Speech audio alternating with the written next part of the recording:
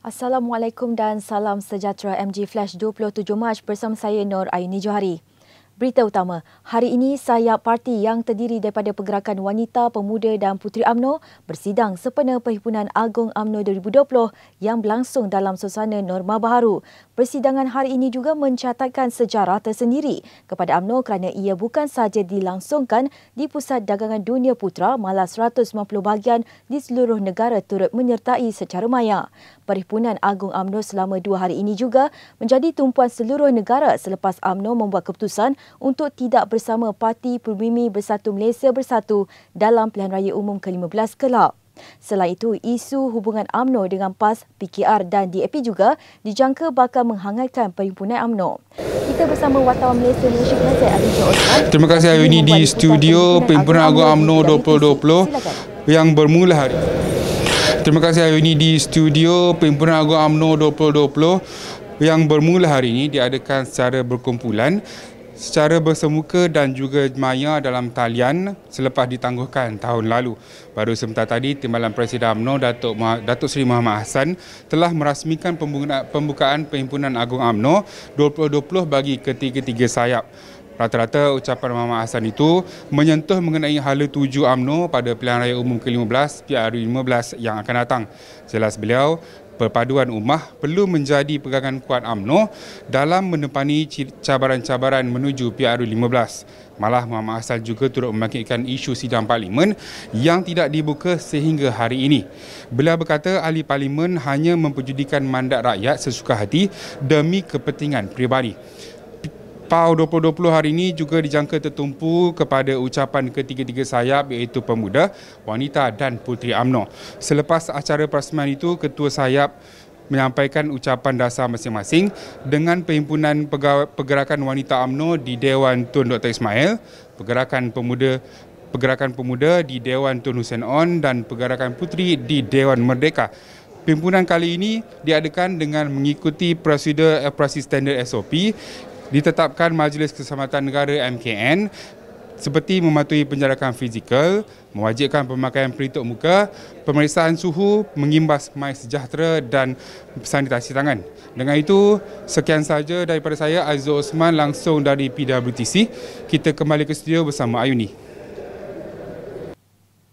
Baik, terima kasih Azizul. Timbalan Presiden UMNO Datuk Seri Muhammad Hassan menegaskan bahawa UMNO tidak akan tergelincir daripada memperjuangkan agenda mengukuhkan perpaduan Melayu dan Islam.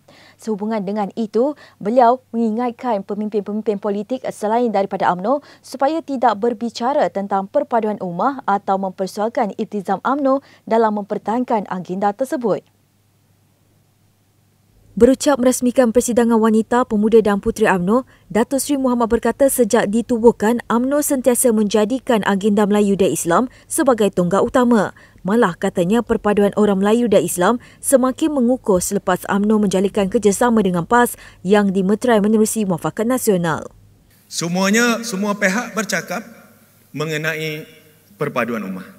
Seolah-olah ummah telah berpecah belah sehingga ke tahap yang sangat parah. Saya pula, saudara sekalian, mempunyai pandangan yang berbeza. Pada saya, kedudukan perpaduan orang Melayu tidaklah terlalu meruncing.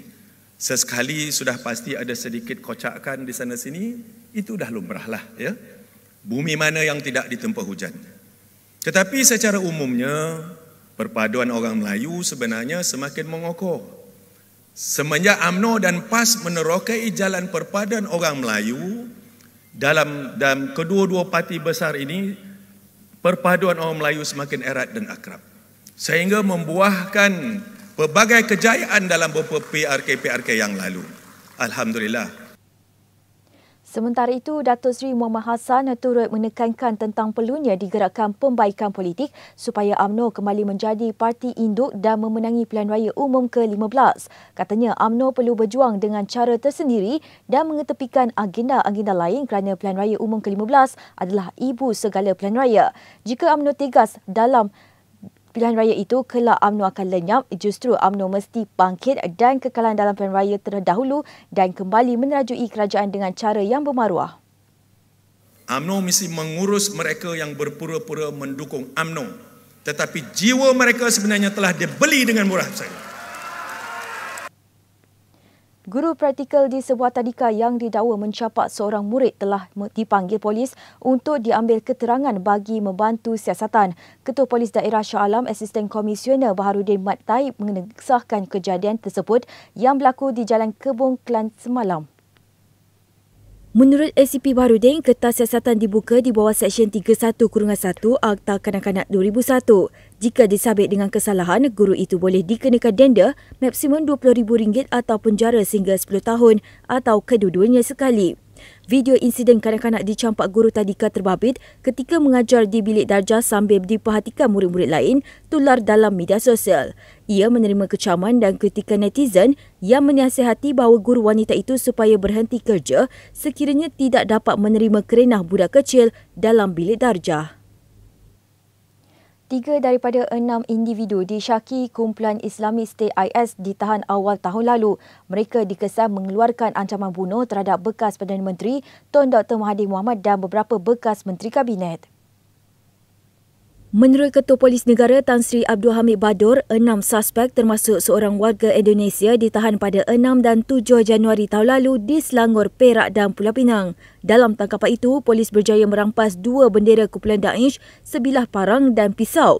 Mereka turut merancang untuk melancarkan serangan di pusat perjudian Genting Highlands di Pahang dan kilang arak di sekitar Lembah Kelang. Bagaimanapun, hasil siasatan menunjukkan tiada perancangan atau persediaan oleh suspek berkaitan ugutan terbabit.